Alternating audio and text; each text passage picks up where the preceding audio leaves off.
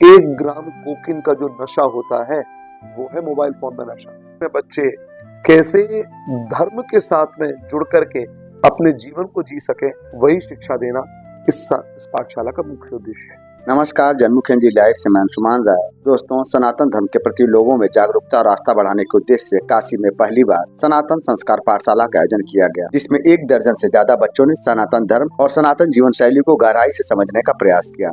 इस पाठशाला का आयोजन वृंदावन से आए अनुराग कृष्ण शास्त्री ने किया। पाठशाला के समापन के अवसर पर जनमुख ने अनुराग कृष्ण शास्त्री से पाठशाला के बारे में बातचीत की, साथ ही बच्चों में मोबाइल के बढ़ते दुष्प्रभाव के कारणों पर भी चर्चा की। आइए सबसे पहले जानते हैं पाठशाला के बारे में।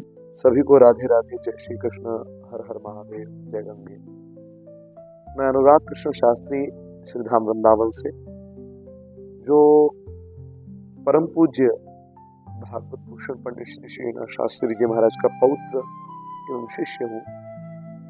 श्रीधाम वृंदावन में सन 1964 से पूज्य दादा गुरुदेव के द्वारा एक भागवत विद्यालय स्थापित हुआ था, जो आज तक अनवरत भागवत की निःशुल्क शिक्षा श्रीधाम वृंदावन में आवासीय दे रहा है, जहाँ बच्चे वहाँ रहते भी हैं और पढ़ते भी हैं और पढ़ करके देश विदेश में सनातन धर्म के प्रचार प्रसार की अपनी एक कार्यशैली में वो लगे हुए हैं। उसके अलावा बच्चों को कैसे हम सनातन धर्म से जोड़ें, क्योंकि सींचने का काम पौधे को होता है, पेड़ को नहीं। और ये जो बच्चे हैं ये पौधे हैं। जैसे किसान अपनी फसल के लिए हमेशा सजग रहता है, हर मनुष्य को अपने बच्चे रूपी नस्ल के लिए सजग रहना चाहिए, कहीं उनका जीवन पतित ना हो जाए, उत्थान की ओर आगे बढ़े। इसलिए सनातन धर्म अनिवार्य भी है। और यही सोच करके विगत ये 3रा वर्ष है, सन 2023 से हम सनातन संस्कार पाठशाला के शिविर लगा रहे हैं।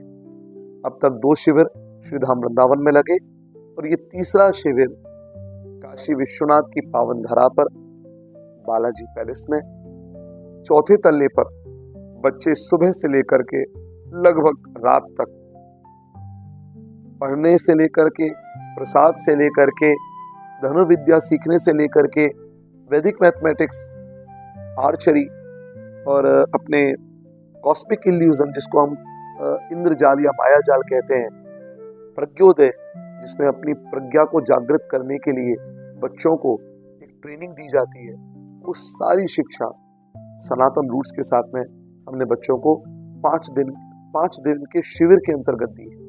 अब बात आती है, जो बच्चे आर्थिक अभाव वाली स्थिति वाले घरों से आते हैं तो उनके लिए भी कैंप ऑर्गेनाइज करने में हमें कोई संकोच नहीं है।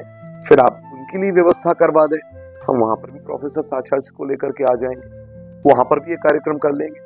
कितने शिक्षक इस पाठशाला में? अभी तक वर्तमान में हमारे करीबन 8 शिक्षक इस सनातन संस्कार पाठशाला में आए थे और उनके साथ में 2 और उनके सहायक शिक्षक थे। कोई वेदों के बारे में भी पढ़ाई की जाती है, जो हमारे वेद हैं उनका भी कोई ज्ञान दिया जाता है? सनातन धर्म जो है, जैसा कि वेद प्रणहितो धर्म धर्मस्तद विपर्ययः, वेद के द्वारा प्रतिपादित जो धर्म है वही सनातन धर्म कहलाता है। हम लोग वेद मंत्र नहीं पढ़ा रहे हैं यहाँ पर, वेद मंत्र के लिए हमारे पास गुरुकुल है वृंदावन। हम यहाँ पर बच्चों को 4 वर्णों के धर्म के अनुसार ही शिक्षित कर रहे हैं।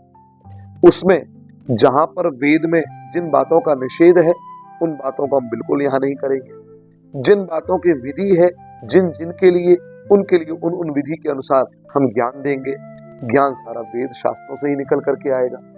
तो इस प्रकार से डेली रूटीन में बच्चे कैसे धर्म के साथ में जुड़ करके अपने जीवन को जी सके और आज की इस हवादाबी वाली जिंदगी में कैसे वो सनातन धर्म से जुड़ करके आध्यात्मिकता को भीतर भर करके और आधुनिकता के साथ जिंदगी जी सके, गौरवशाली जिंदगी जिसमें शास्त्रों के द्वारा एक मर्यादाएं बताई गई है, उनका पालन करते हुए जिंदगी जी सके, वही शिक्षा देना इस पाठशाला का मुख्य उद्देश्य है। इस पाठशाला में कुल कितने बच्चे प्रशिक्षित हुए या उनको आपने शिक्षा दी? अभी तक में हमारे बच्चे जो आए थे वो केवल 12-13 बच्चे, अधिक बच्चे नहीं थे। हमने सारे खर्चे जोड़ करके 50 बच्चों पर काम किया था, कि हम 50 बच्चे कम से कम सनातन संस्कार पाठशाला में लेंगे, और तब हमारा खर्चा जितना आया हमने उस हिसाब से बच्चों को डिवाइड किया, लेकिन उतना भी हमें नहीं मिल पा रहा था, तो बच्चे केवल 13 हुए। खर्चा ज्यादा हुआ, बच्चों से आना कम हुआ, लेकिन सनातन धर्म की धारा रुकी नहीं, निरंतर बहती रही। मैं संजय जी का भी धन्यवाद दूंगा। संजय जी ने अपना हॉल हमें प्रदान किया यहाँ पर, संजय लोहिया जी ने, और सारी व्यवस्थाएं बहुत अच्छी रही। बच्चे नहीं मिलने की क्या वजह है? वो बच्चों का इसके प्रति आकर्षण की कमी? ऐसा है, आजकल के समय चमक धमक में दुनिया भाग रही है, प्रदर्शन की ओर जिंदगी भाग रही है। आप देखें, हर इंसान रियल लाइफ से निकल करके रियल लाइफ को जी रहा है। मंदिरों में भी लोग सेल्फी ले रहे हैं, जहां जा रहे हैं वहां एक रील बना रहे हैं। तो ऐसा लगता है मुझे कि अपनी वास्तविक दुनिया से हर इंसान धीरे धीरे दूर होता जा रहा है, और ऐसे में हम सनातन संस्कार की प्रतिष्ठा जन जन में करना चाहते हैं, तो ये हमारे लिए एक चुनौती भी है, निश्चित मानिए। मुझे कभी कभी तो ऐसा लगता है कि नदी की धारा के विपरीत तैरना सनातन संस्कार पाठशाला के लिए एक चैलेंज जरूर बनता है। आप क्या 5 दिनों में बच्चों को मोबाइल से दूर रख पाए, और बच्चों को मोबाइल से कैसे दूर रखा जा सकता है? बच्चों को हमने 5 दिन तक एक बार भी मोबाइल नहीं दिया, और बिना मोबाइल फोन के बच्चे यहाँ 5 दिन रहे। देखिए, मैं आपके चैनल के माध्यम से एक बात जरूर कहना चाहूंगा, दोष बच्चों का नहीं, दोष माता पिता का। पहले के समय जब माँ गड़बड़ी होती थी तो रामायण, महाभारत, भागवत ये देखती थी और सुनती थी। आजकल की माताएं जब गर्भवती होती हैं तो मोबाइल पर सीरीज देखती है, गेम खेलती है। जैसे अभिमन्यु के अंदर, गर्भ के अंदर अभिमन्यु ने वो चक्रव्यूह भेदन की विद्या सीख ली। आज माता पिता के द्वारा, माँ के द्वारा गर्भिणी अवस्था में जब गेम खेला जाएगा, सीरीज देखी जाएंगी, तो गर्भस्थ शिशु पर भी तो संस्कारों का प्रभाव पड़ेगा। हम तो कार्य कर रहे हैं कि हमारी संस्कृति गर्भ के अंदर से शिक्षा देना आरंभ कर देती है।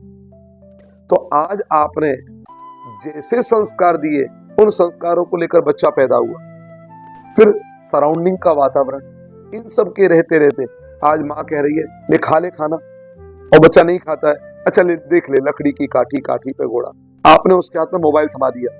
क्या पहले के बच्चे, हम लोगों ने बिना मोबाइल फोन के भोजन नहीं किया था क्या? तो ये आदत जो है, ये डलवाई किसने थी?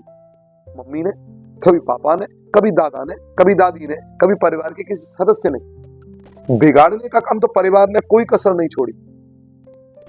अब इतनी बिगड़ी हुई परिस्थिति को सनातन संस्कार पाठशाला सुधारने में लग रहा है, तो निश्चित है कि नदी के विपरीत तो तैरना हमको पड़ेगा ही पड़ेगा। 5 दिन तक तो हम बच्चों को दूर रख पाए मोबाइल फोन से।